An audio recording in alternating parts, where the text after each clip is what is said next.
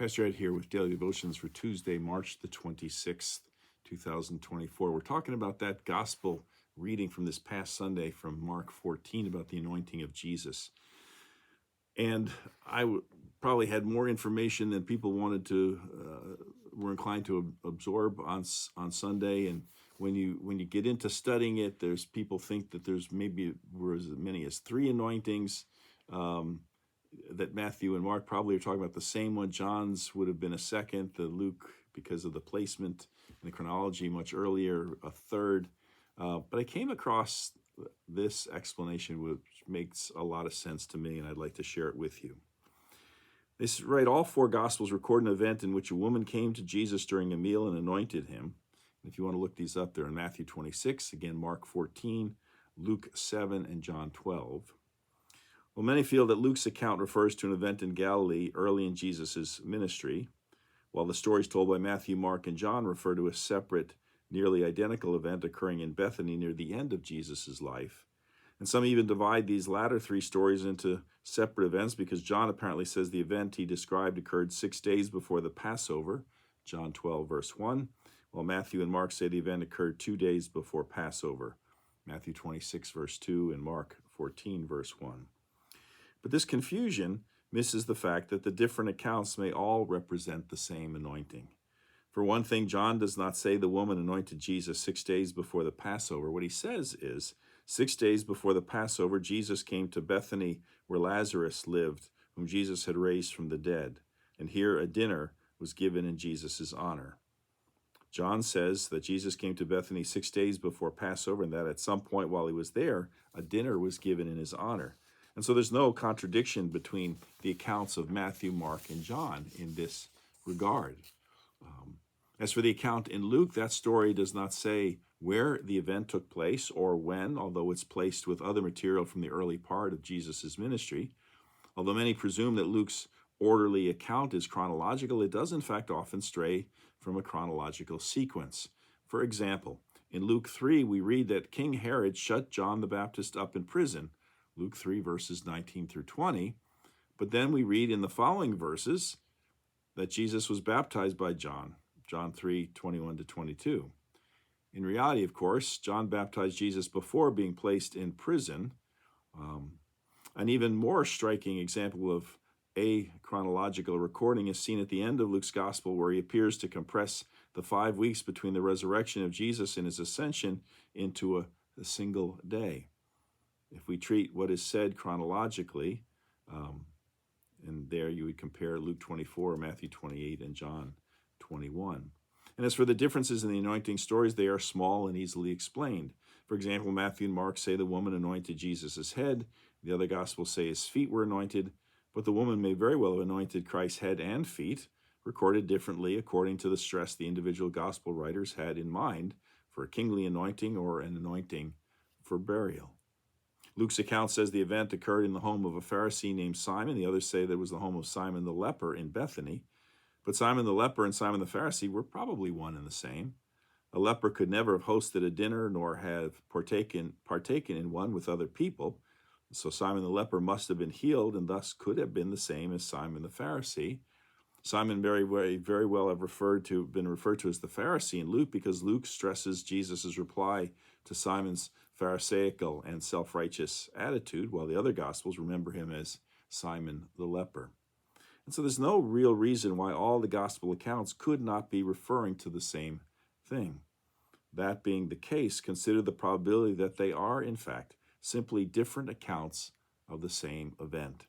It would be a strange coincidence if 2 different women or more had gone to the house of a man called Simon, had anointed Jesus with exactly the same amount, 300 denarii worth, of exactly the same kind of expensive perfume, nard, and had wiped his feet with their hair. If they were different women, why did the gospel writers not differentiate them in some way? On the other hand, that Mary, sister of Martha, was the one woman who anointed Christ may perhaps be seen earlier in John's account, where he tells us this Mary was the same one who poured perfume on the Lord and wiped his feet with her hair, John 11, verse 2. Note that John says the same one who, rather than one of the women also. It'd also be strange if not one of the four gospel writers recorded both or all stories if multiple similar events had occurred. This is especially true considering Jesus' words in Mark 14, verse 9. Truly I tell you, wherever the gospel is preached throughout the world, what she's done will be also told in memory of her. Would Christ have put so much emphasis on this event if it was the second instance of the two virtually identical cases? If this had been done by two different women, surely both would be clearly recorded. Beyond these facts, we should remember that in John 12, verses 4 through 5, we're told that Judas complained that the perfume used to anoint Jesus was worth 300 denarii, and that the money could have been given to the poor, but is rebuked by Jesus, who tells him to leave the woman alone as she has done a good work. In Matthew 26, verse 9, and Mark 14, verse 4, we're told that some of the disciples made exactly the same complaint, 300 denarii, were rebuked in the same way by Christ. Are we to believe that given identical circumstances, the disciples made exactly the same mistake after Jesus had already rebuked them for it just a few days earlier? It's much more reasonable to put the gospel accounts together and to see that they probably refer with differing details to one dinner, one woman, one jar of perfume worth 300 denarii, and one anointing of Jesus. And again, I would just simply emphasize again something that I said in my sermon, and that is these were written down in the form that we have them at least decades after the events took place, and memories are shaped over time and they shift over time, and so it would go a long way in explaining. Those who say that there was probably three different events here are basically putting all the emphasis on the fact that exactly what we have there is exactly what happened, and there was never any changes, never any kind of shaping of the material.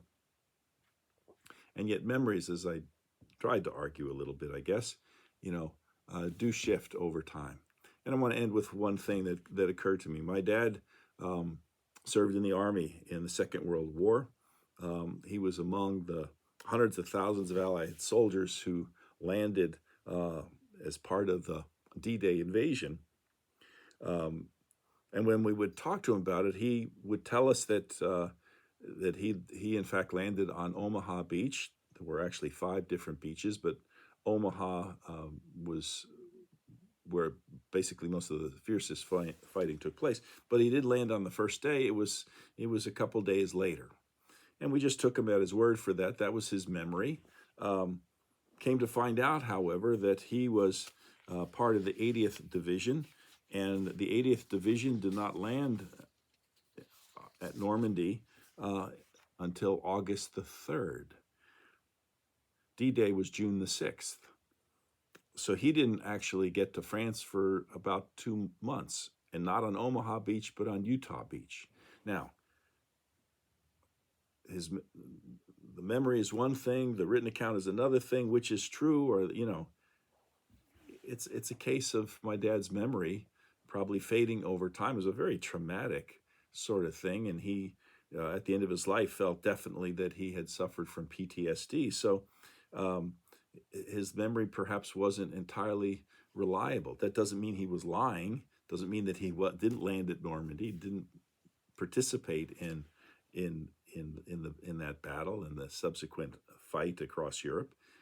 It's just that there's discrepancies that can be explained, and it's not the same thing. But I think it does remind us, that our memories are not always 100% accurate. And when they're talking about the gospel writers, they're writing things down decades later, and they're shaping it to make a certain point.